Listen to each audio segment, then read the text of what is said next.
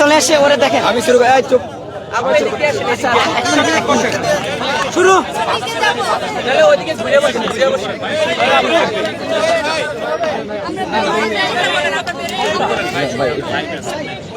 বিসমিল্লাহির রহমানির রহিম।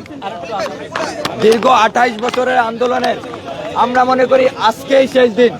আমরা আর তিতুমির বিশ্ববিদ্যালয়ের জন্য রাস্তায় নামতে চাই না। 7 দফা দাবিতে তিতুমির ঐক্যের আমরণ অনশন কর্মসূচির আজকের সর্বশেষ প্রেস ব্রিফিং মনে করি এটাই। তিতুমির বিশ্ববিদ্যালয়ে যুক্তির দাবিতে দীর্ঘ আন্দোলনের প্রেক্ষাপটে সরকারি তিতুমির কলেজের শিক্ষার্থীরা গতকাল 29 জানুয়ারি তিতুমির বিশ্ববিদ্যালয়ের রাষ্ট্রীয় স্বীকৃতির লক্ষ্যে 7 দফা দাবিতে আমরণ অনশনে বসেছিল। 7 দফাগুলো আমি বলছি। তিতুমির বিশ্ববিদ্যালয়কে রাষ্ট্রীয় স্বীকৃতি দিয়ে বিশ্ববিদ্যালয় একাডেমিক ক্যালেন্ডার প্রকাশ করতে হবে। 2, তিতুমির বিশ্ববিদ্যালয় প্রশাসন গঠন করে 24-25 সেশনের ভর্তি কার্যক্রম পরিচালনা করা। 3, অবিলম্বে শিক্ষার্থীদের শতভাগ আবাসন ব্যবস্থা নিশ্চিত করে অথবা শতভাগ শিক্ষার্থীদের আবাসিক খরচ বহন করতে হবে। 4, 24-25 সেশন শিক্ষাবর্ষ থেকে আন্তর্জাতিক মানসম্মত ন্যূনতম 2টি বিষয় ল এবং জার্নালিজম বিষয় সংযোজন করতে হবে। 5, একাডেমিক কার্যক্রম পরিচালনার জন্য যোগ্যতা সম্পন্ন পিএইচডিধারী শিক্ষক নিয়োগ দিতে হবে। 6, শিক্ষার মান উন্নয়নের লক্ষ্যে আসন সংখ্যা সীমিত করতে হবে। 7, আন্তর্জাতিক শিক্ষার গবেষণাগার বিনির্মাণের লক্ষ্যে জমি ও আর্থিক বরাদ্দ নিশ্চিত করতে হবে। এই 7 দফা দাবিতে আমরা এখন অবধি এখানে অনশন কর্মসূচি পালন করেছিলাম, কিন্তু আমরা আমাদের তিতুমির কলেজের প্রশাসনের অসহযোগিতা এবং আমাদের নিয়ে ওনারা তুচ্ছ তাচ্ছিল্য করার কারণে আমরা আমাদের কর্মসূচি তিতুমিরের গেট থেকে রাজপথে আসছি। এর জন্য আমরা আরো দুটি দফা দাবি বাড়িয়েছি। এই 2টি দফা দাবি এখন আমাদের আরেকজন সহযোদ্ধা। আচ্ছা, ইতিমধ্যে বলেছে যে এই প্রশাসনের অসহযোগিতা।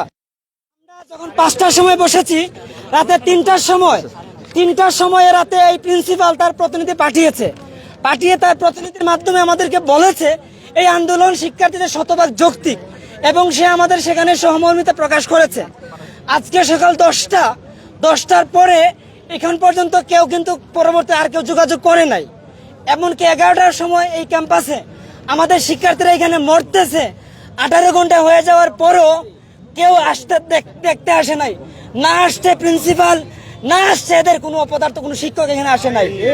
একই সাথে আমাদের এখানে রেখে তারা ভিতরে সাংস্কৃতিক অনুষ্ঠান করেছে, শিক্ষার্থীদেরকে দিয়ে খেলার অনুষ্ঠান এখানে আয়োজন করেছে। সেটা যখন আমরা তাদেরকে জানাতে গিয়েছি, আমরা অনুরোধ করেছিলাম যে আপনারা এটা আপাতত বন্ধ করুন, শিক্ষার্থীদের পালস আপনারা আটকাতে পারবেন না। আমাদেরকে বলেছিল যে আমরা আধা ঘন্টার মধ্যে সেটা শেষ করে দিব এবং আমরা মাইক ব্যবহার করব না। কিন্তু কিছুক্ষণ পরেই আমাদের সাথে টিটকারি মস্কারি করে আমাদের এইদিকে মাইক ঘুরিয়ে দিয়ে আবার সেটা শুরু করেছে। এক পর্যায়ে শিক্ষার্থীরা সেখান থেকে এই মাঠে চলে আসছে। এখন আমাদের এই যে 7 দফার সাথে 1 দফায় আমরা এই যে এখানে 5 জন বসেছিল, সর্বশেষ আমরা গণ অনশন হিসাবে তিতুমিরের সকল শিক্ষার্থী আমরা এখানে বসেছি। রাষ্ট্রকে হয় ইউনিভার্সিটি দিতে হবে এবং এই অপদার্থ অথর্ব প্রশাসনকে এখান থেকে বিতাড়িত করতে হবে। অন্যথায় আমাদের সবাইকে লাশ এখান থেকে নিয়ে যেতে হবে। এর আমাদের কোনো কথা নাই, কারোর সাথে কোনো কথা আমরা শুনবো না। ধন্যবাদ সবাই।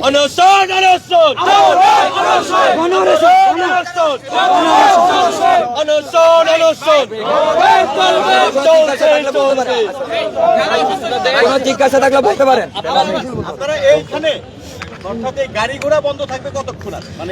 আমাদের দাবি আনুষ্ঠানিকভাবে যেটা গ্রহণযোগ্য, যেখানে কোনো ফাঁকিবাজি নাই।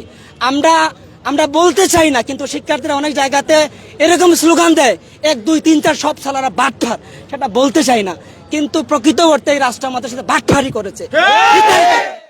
সেজন্য এই বাটপারি প্রতিষ্ঠিত আমরা কোনো সহযোগিতা করব না।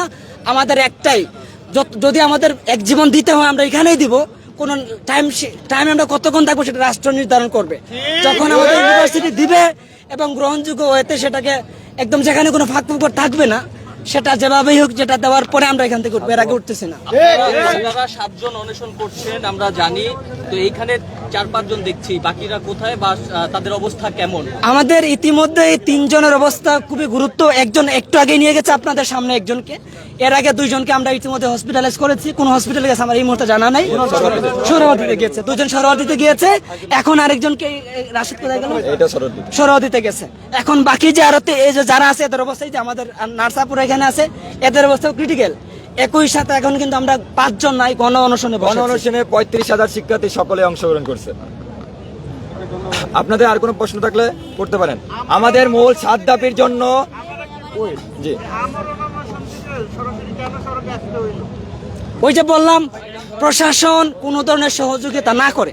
আমরা গতকালকে প্রিন্সিপালকে বলেছিলাম যে হচ্ছে আপনার কর্তৃপক্ষ আছে, আপনি আমাদের কর্তৃপক্ষ, আপনার ঊর্ধ্বতন কর্তৃপক্ষ আছে, আপনি যেহেতু বলছেন আমাদের 100% যৌক্তিক আন্দোলন, আপনি সেখানে জানান, রাষ্ট্র আমাদের যোগাযোগ করুক। সে তো সেটা করে নাই, সকালে আমাদের দিকে মশকারা করছে, যেটা বলছি ইতিমধ্যেই। সেজন্য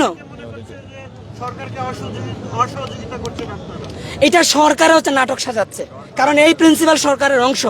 এই প্রিন্সিপাল এবং যে প্রশাসন আছে, আমরা যখন এখানে বসেছি, কালকে যখন বসেছি, আমাদের স্থানীয় সকল প্রশাসন এসেছে, এনএসআই, ডিসি সবাই এসেছে, সবাই কিন্তু এই ব্যাপারগুলো জানে। তার মানে আমরা বলবো যে আমরাও সহযোগিতা করতেছি না, সরকার সেটাকে নাটক সাজাচ্ছে। সরকার নাটক সাজায়ে আমাদেরকে ইতিপূর্বে আমরা যখন 18 তারিখে আন্দোলনে ওই আমরা ব্যারিকেড আন্দোলন দিয়েছিলাম, সেখানে রেলপথকে আমরা আগেই জানিয়েছিলাম। তারপরে রেল ছেড়ে দিয়ে 4,000 শিক্ষার্থী রেল চালিয়ে দিয়েছিল। সেখান থেকে বিক্ষুব্ধভাবে একটা ডিল ছুড়ে দিয়েছিল, আমরা সেটার জন্য দুঃখ প্রকাশ করেছি।